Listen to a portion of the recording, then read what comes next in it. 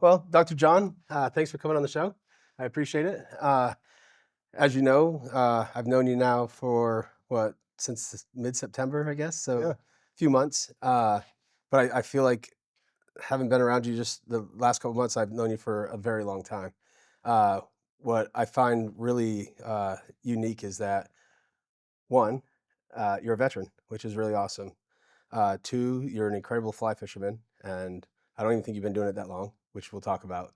And then three, your mentorship and teaching is just incredible. It's infectious. It just makes me want to get out there and keep doing it more and more. You're Uh, really kind. no, well, but I mean, it's you. That's what you do, and I think it's really cool. Thank you. So, in mentioning that, you have military service. Can you tell us a little bit about your service? I got a letter that said greetings in 1969, and like a bunch of other people, I was drafted. Uh, Went to Fort Benning and spent uh, infantry training, advanced infantry training, NCO school, airborne school, all at Fort Benning. And then I went to an airborne platoon and was a platoon sergeant Okay. there. And those kids ran me in the ground.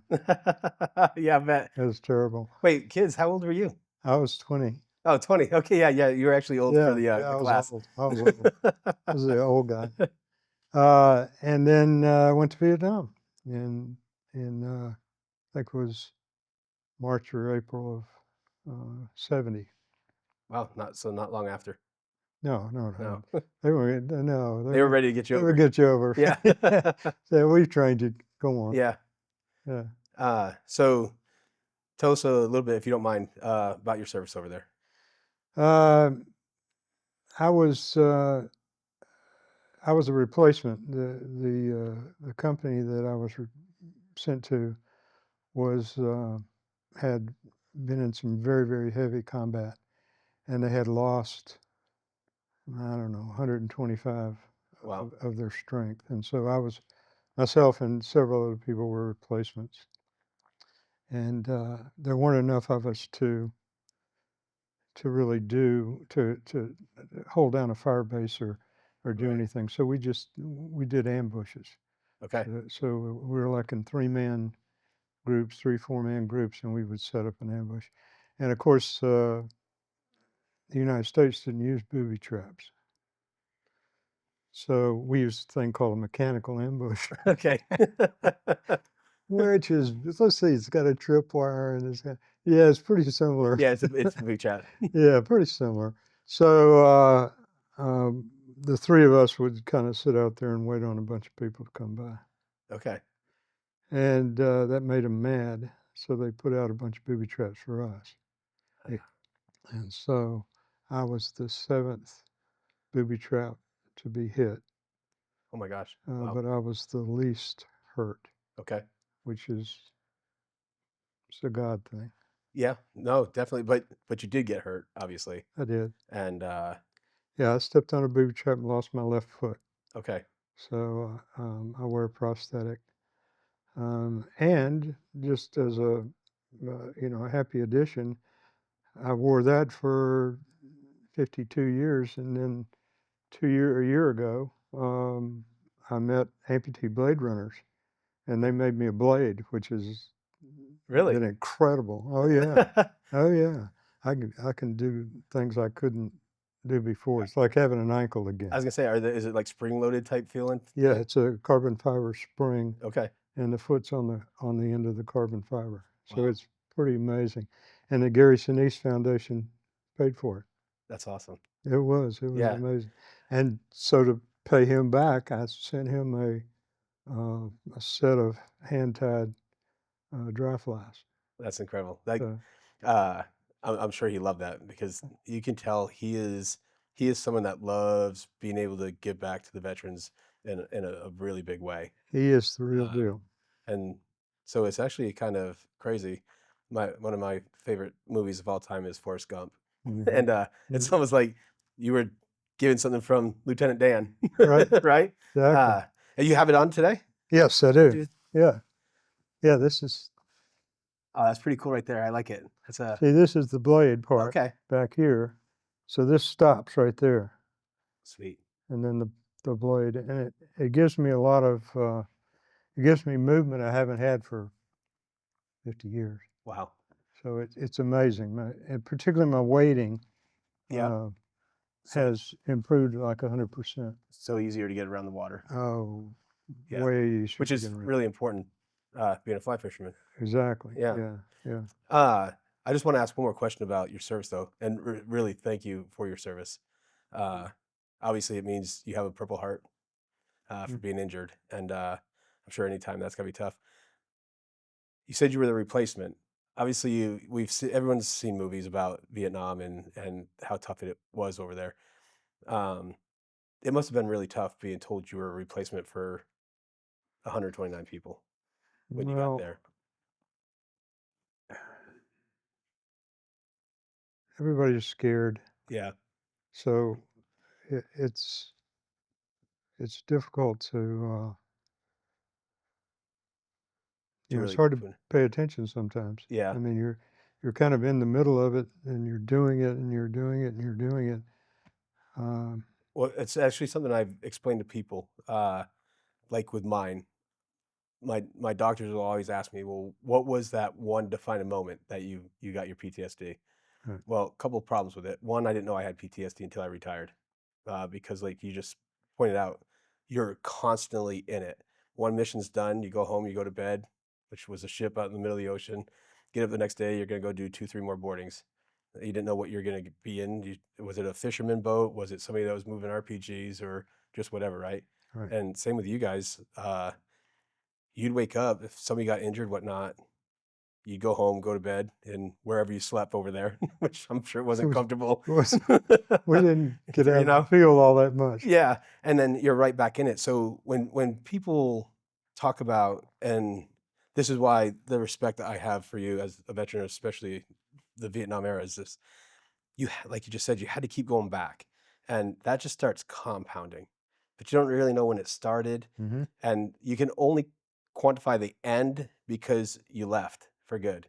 So I know mine was 10 years ago this month. That's when mine ended. Right, And I knew I was home for good.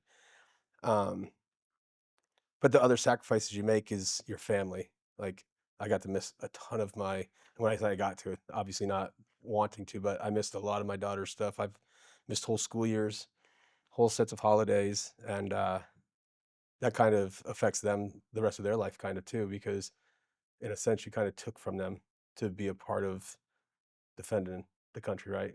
right. Because you need people, one, to stay long enough to be the leaders to move those young guys along.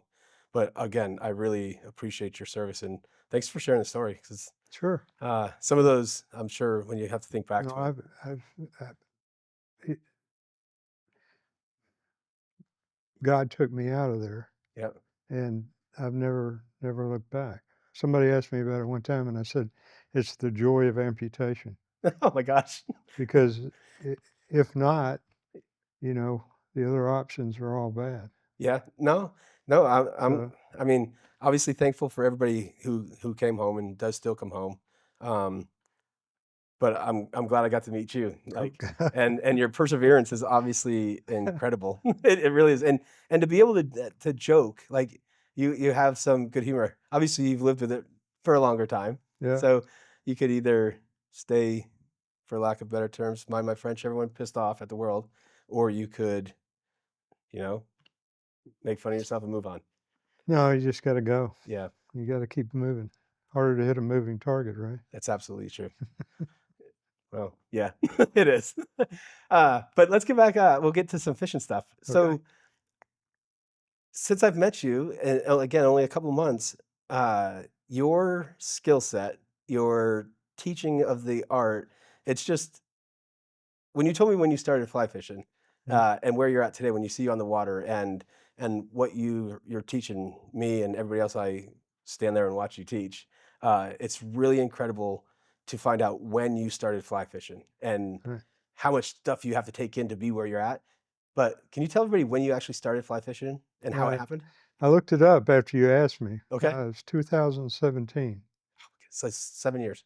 yeah. So in 2016, um, I had cancer due to Agent Orange, and I had to have a big operation. Okay. And they told me I couldn't, not even to walk. Wow. Just I could move around, but don't do any exercise, don't pick anything up.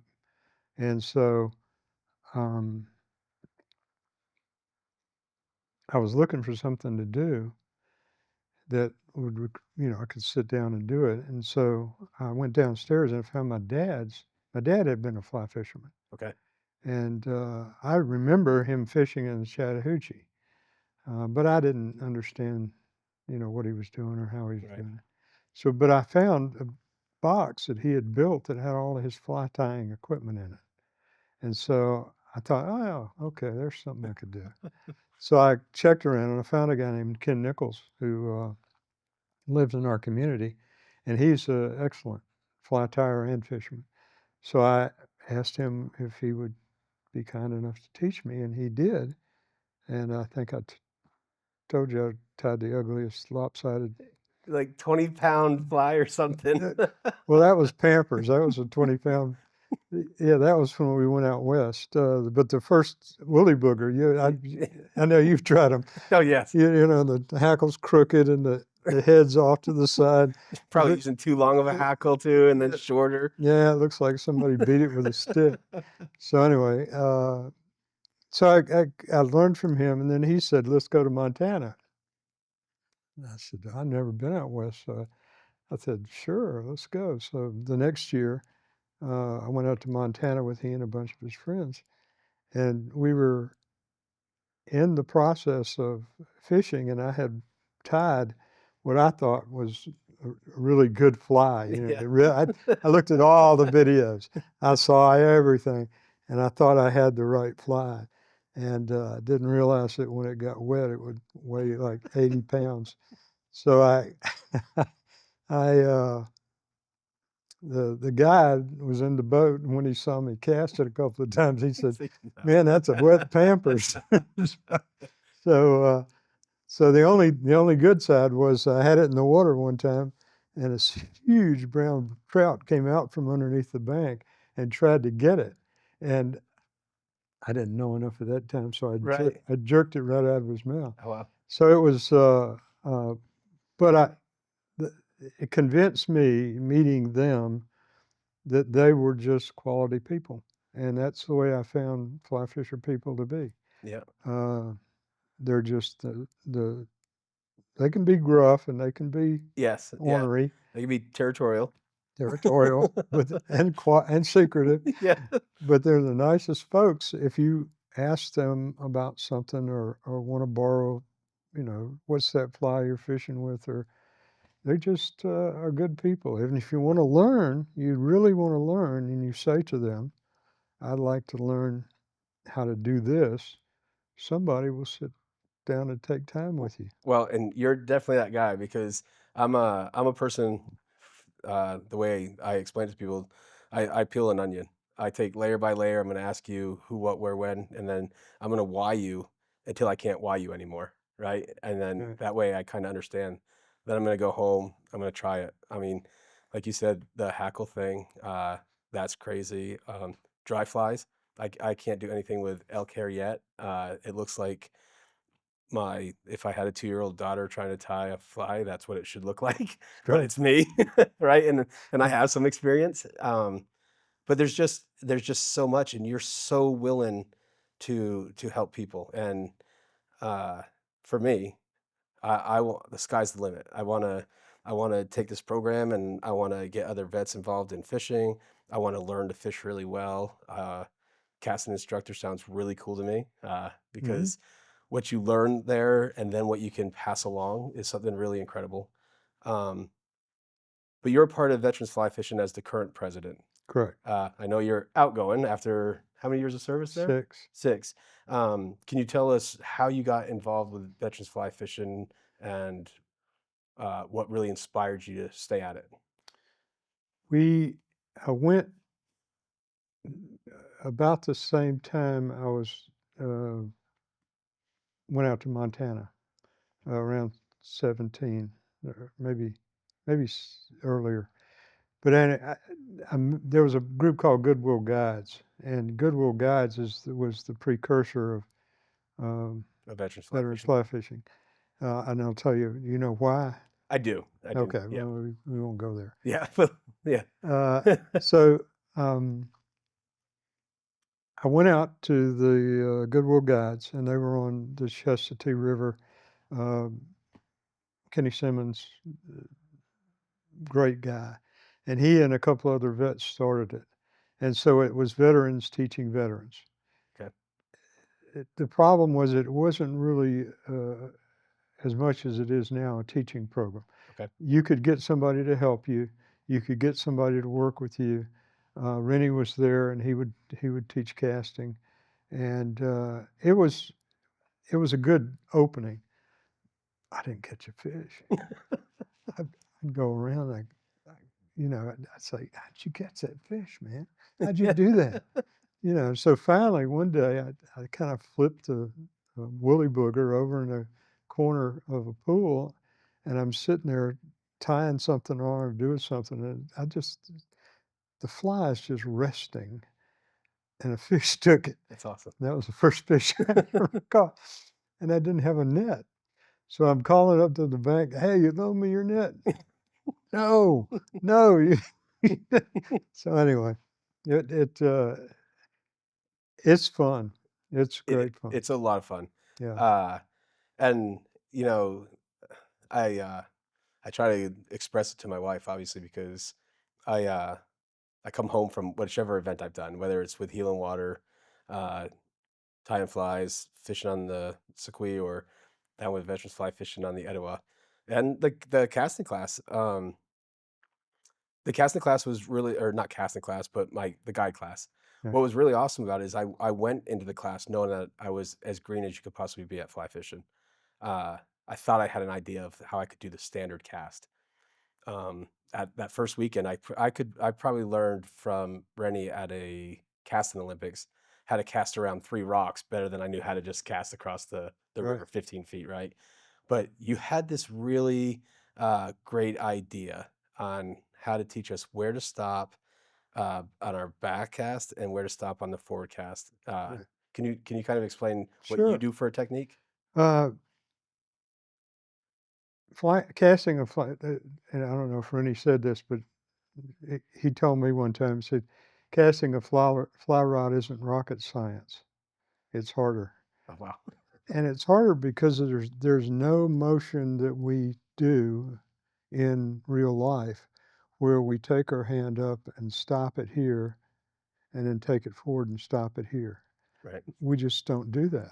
I mean, the examples that they talk about is throwing a dart or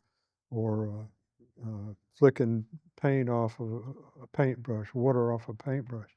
Well, those are all really good, but the combination of this and then this, It's not that, it's not that. right? So I saw Rennie do it, and I think he did it kind of as an aside one time, and I thought, man, that works.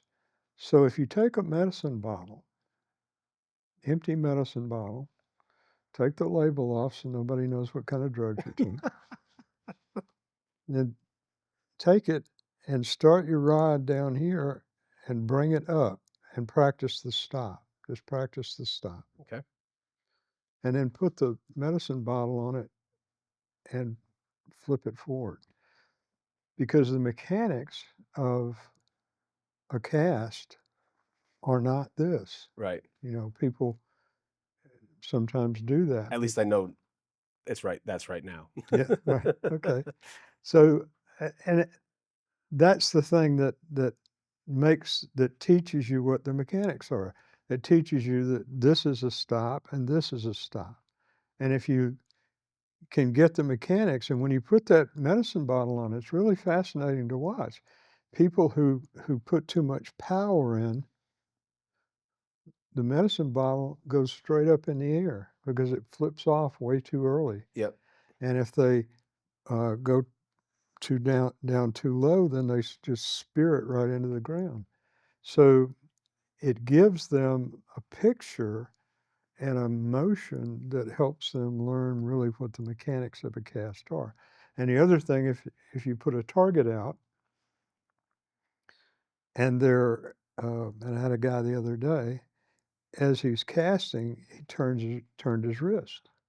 So he's literally throwing a curve cast every time. Right. Well, the bottles were going right off to the left every time. And I said, okay, now Straighten it out. straighten it out. And he was able to recognize when he was turning his wrist, and it made his cast better. Yeah, I learned, gosh, we did it for what, 15, 20 minutes that first day. And I know your return on investment Right, was immediate. right. Uh, just learning to really get a good stop, get a good stop, and also the plane. That way, Mhm. if you're on the right plane, you could see that bottle just shoot out straight to your target. If it wasn't on plane, it would either, like you said, kind of go straight up, go down, but it would be off kilter of what you wanted. And I went home that night and purchased 20 bottles online, got them in, and I'm in the yard later that week. And Yeah, because if you can find something that's really going to teach you, right? So I was telling Rennie this, and I'll tell everybody that I ever speak to about fishing, golfing, hunting, whatever I'm doing. If you can really learn something that can help you, right? right. Uh, why would you not use that? Because I could get online and I could watch 20 different people, kind of like the folks that go through Golf Digest. 20 different people will tell you how to use your pitch and wedge. But if you find that one Right. thing that really works, why would you go against that and not practice that, right? And so I did that. I actually made a video of it so that I could see the Mhm. plane and make sure that that was good. And I knew then that you're gonna teach me some really good things out there. Yeah, But one of the key things is you have fun doing it. that's right. You're not real. I mean, you're serious enough that you want us to learn, Mm, and you'll let us know if we're being silly out there. But you're having fun with us. right. And you mentioned once to me that you can get so far with fly fishing and think that you've got it now, and then the moment you step out the next time, you realize that, "Oh my gosh, there's so much more that I really didn't know." Uh, Exactly. so you kinda get ahead of yourself, like, "Yeah, watch this, I'm going to," and then you Yeah, learn like, "No, I didn't know that part." right. It's just and that's to me, the most interesting thing. It's just kinda you learn and then you plateau and then "Oh, wait a minute." Then you can learn more and you go on up. And I don't think it ever stops. I Yeah, mean, we were on the river, Tuesday with a guide, and I was learning how he fished, how he quadrant off the water and how he fished, okay, and it was a little different from the way I'd been doing it, but it's makes sense. fascinating to learn, you know? Yeah. Um, well, something I've learned through listening to each of you, that I've been doing this for a while, and especially like Neil. Neil, I hear, is an expert at nymphing. Rennie's an expert at streaming, and so everybody kind of has there's something that they kind of go towards, Right, and that's their fun thing to do. But when you can learn all that other stuff, and pretty much the reason I'm doing the show and I want to get on the road to talk to clinics to get people out doing this stuff is it gives you something to dive in at and right, really focus on. If you're tying a fly, I mean, first off, there's so many materials that you can get to make your flies, right? right, And everybody has a little bit different flavor, and it just makes you change the color of the thread, and it becomes a different name fly. I mean, it's the same thing, but right, right? But you have to keep in your head that, okay, if I'm tying the Rainbow Warriors a little offset of, I don't know, a Frenchie or something, right? It just maybe I use a different color wire, but that helps you. If you're building rods, you're concentrating on, oh my gosh, how am I uh, just for instance, I built mine last week and I right, almost put the reel seat upside down. I You have to remember that. Find the spine, turn it to the spine, right? So you get the reel in the right right. spot. Yeah, Because if you put it on the wrong side, well, your rod's not gonna be real effective. So that helped me with that. The fishing part. Something I liked, and if you can explain, is you like to offer people to fish in a pool where we know there's some fish in there, right, and but a lot of people think it's cheating uh, because they know they know if they do it right, they're gonna catch a fish. Uh, can you tell everybody why that isn't cheating Um, or what they would well, perceive to be? couple of things. Uh, it, there's two different parts which are fascinating. Somebody who wants to do fly fishing can get a fly rod and get a fly and go out in the water, and if they throw it long enough, they'll probably catch a fish. Okay, They're going to miss a lot of fish. Okay, and but if they do that for a couple of years, they're a fly fisherman. Okay, they can learn to cast. So there's like two different directions. You can learn to cast, and that's what Rennie and I did. You can learn to cast and then learn to fish, okay, and then the two combine. You can learn to fish and then learn to cast, and the two combine. The problem is that once you learn how to fish and you're catching a couple of fish every outing or three or four, or you go with the guide, you know, you could go with the guide and never have touched a fly rod and catch a fish because the guide's going to set up the rod, he's going to rig it, he's going to put the fly on, he's going to show you where to fish it, and he's going to critique you enough that you're yeah, going to get enough of a presentation that we'll land something. you're going to land something. Okay, And that's his job. right, Okay. The difficulty is at that point you think, well, I got this fly fishing stuff, you know, I got this. So once you do that, um, you can go on fishing like that and catch fish and have a good time and enjoy yourself. But when you get the combined process of knowing how to fish with knowing how to cast, then you can do things that other people can't do. It's just too cool. I mean, you can see a fish, you can cast to the fish, you can catch that fish, right, you know. And so it's different. So the two things come together in our program because that's what we do. Is that we want people. We've got what 3 or 4 casting instructors out there every time. yep, We want people to learn how to cast. We want them to learn how to cast well enough that they makes the fishing more enjoyable. And then we want them to learn how to fish. So it's the most fun of it is to be able to do both. yeah, And once you can do that, um, it's one of the coolest things you can do. But it never stops. I mean, like you have to go and practice your casting. Well, you flip that bottle off 100 times, and then you try casting a couple of times, and your casting looks better, feels better to you. You can feel the load on the rod. Um, you go fish, and you work on the presentation, and you work on the fact that your fly comes down with no drag, and you catch a fish, and so it starts to be rewarding. And the beauty of it is the more you practice the fishing and the more you practice the casting, the better you get.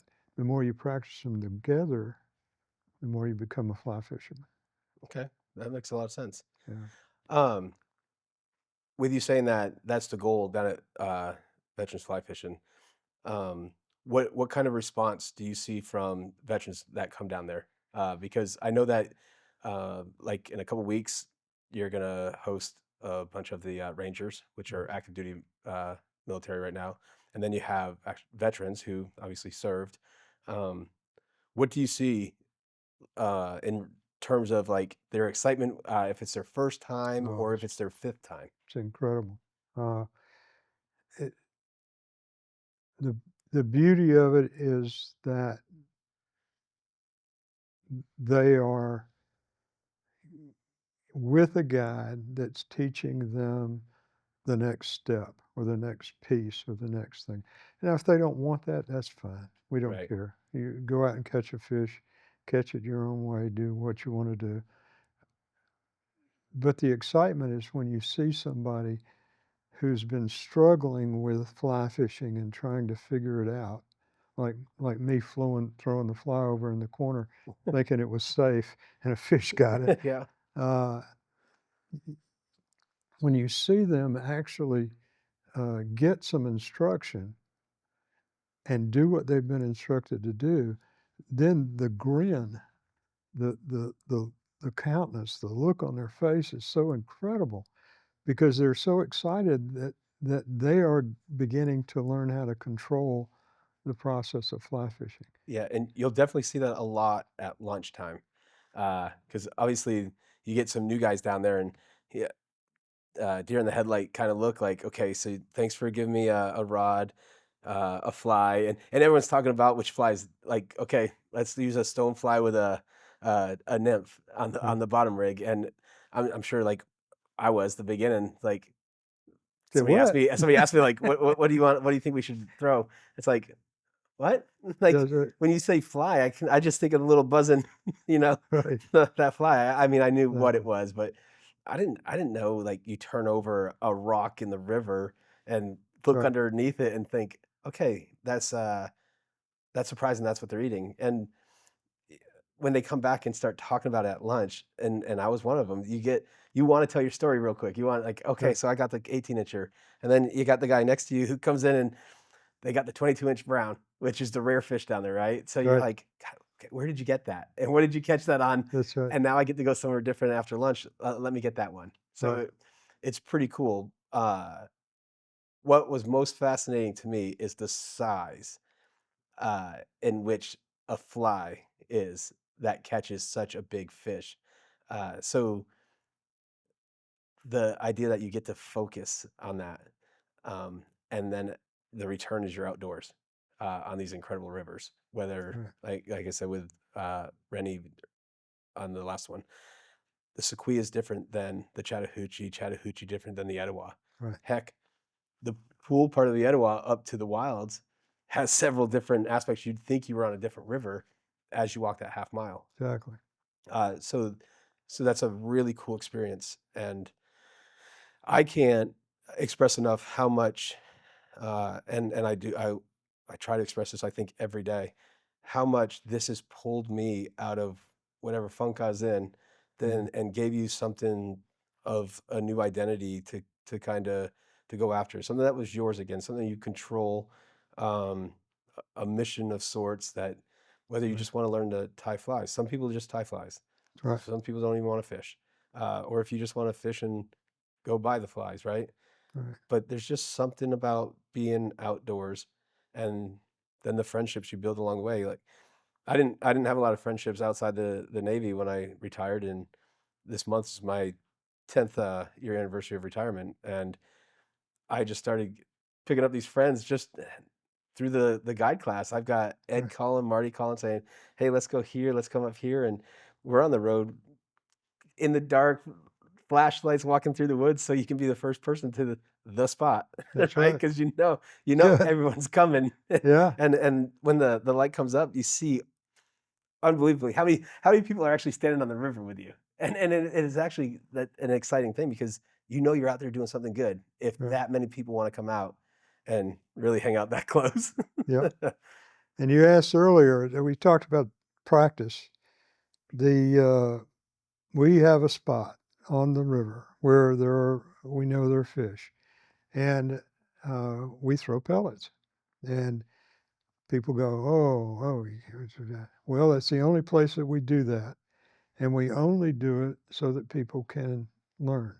Right, And the idea is, if you can make a cast there, and if you catch a fish, so if I go fly fishing and I'm new, and I catch 2 fish, catch 1 fish.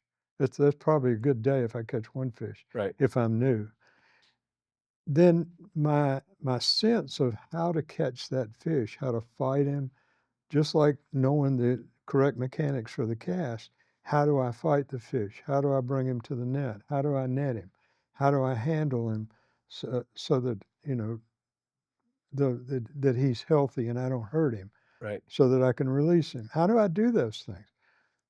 if somebody's over there and we throw some pellets and they throw a fly that we call moon pie Yeah. that looks like a pellet, then the idea is, okay, they should catch a fish every time.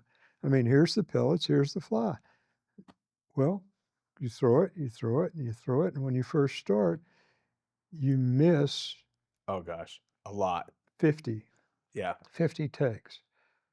And then all of a sudden you catch one, and then your guide coaches you in, and you catch one, and then your guide coaches you in. And after you've caught 5 or 6 fish, your confidence is up because you know how to play them, you know how to set, you know how to bring them to the net. And so all of a sudden, again, we go from the next level. You can't do that if you only catch 1 or 2 fish per outing. Right. Now, I remember the first time I did it with you down there. You had to kick me out of the pool for a little while because I couldn't set. Like, so Right, the people that really think that you're not benefiting out of that, well, the truth is I spent what 20, 30 minutes trying to set one and I couldn't. right, Uh, but once you did, like you said, you figured out, okay, maybe I'm going too hard or I'm not going the right direction, right? Or I'm not really watching because right mhm, there you can see that they're coming up. right, The playing the fish, like you said, if crossing the body, bring them back the other way. Because the idea is obviously tie them down, get them to the net, right, let your guide, who's out there training too, practice netting the fish. So everybody's kind of getting something out of it. But even with the confidence, the excitement that you're pulling in, because those are nice sized fish right there, obviously. yeah, Uh, but the excitement wants you to come back and fish more, and you want to go up to those runs, that Roland's run that people talk about, or what is it, keyhole, something like that, uh, keyhole, yeah, keyhole, and all the spots that people really talk about where they're catching fish, and you're like, okay, I can get up there and I can drift the proper way, um, right. and so I look at it as anytime you can learn something, if there's a learning opportunity, why not take it? It's not like anybody's keeping them anyway, Well, so and we had a guy who refused to do it. He was out there one time, and he refused to do it, and I just went to him and I said, "This will help. Come do this with me yeah, for 30 minutes." And it took him probably 20 minutes to catch his first fish, but after that, he learned how to set, he learned how to fight him, he learned how to bring him to the net.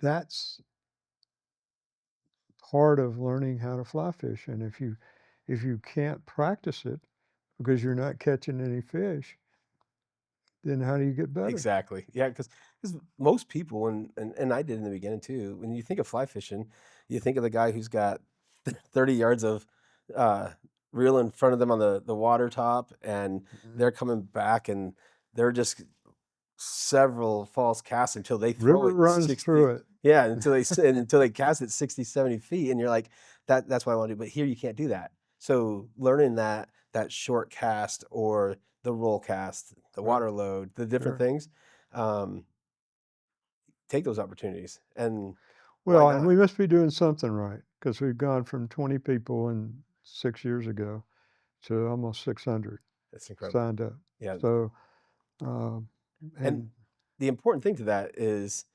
again, the direction I'm driving is you're given a positive moment a day, at least right, one, for someone to come in and not think about the worries that they're worrying about, that they can just exactly, play. Basically, you're really just out there playing on the water and learning something, right? But yeah, having the fun, meeting new people, because I always love to joke between the branches. That kind of stuff is always fun to me. Uh, I know some people don't, right, but I think it is funny because we're all out there from the same team, and we really are trying to teach each other the art, and it is an art of fly fishing, and you're a mm, huge part of that, and thank you, you really encourage everybody, and I don't think it's the necessarily just the veteran background that you have, which is again incredible, and thanks again. yeah, Um, but you just have a love for fly fishing, you can tell. right, Uh, heck, Neil, you can tell Neil has that same love. He's the best heckler from on top of the hill, right? Uh, I don't know if he's Yeah, ever really picking or I'm really catching on to something, but right, that kind of stuff is good to get back into because that's what you're used to. Like we used to heckle each other all the time, right? And right. this again allows that. So these programs are really, really helpful in that sense. And then if you can get people to want to fish outside of that, I think we're winning even more on it. I agree. So that's the purpose of my new mission is to get with people like you, to learn, to get some mentorship so I can take that with me on the road and kind of pass along almost like a training for Yeah, like, hey, clinics, this is what you could build. And you really could. One of the sad parts is veteran suicides.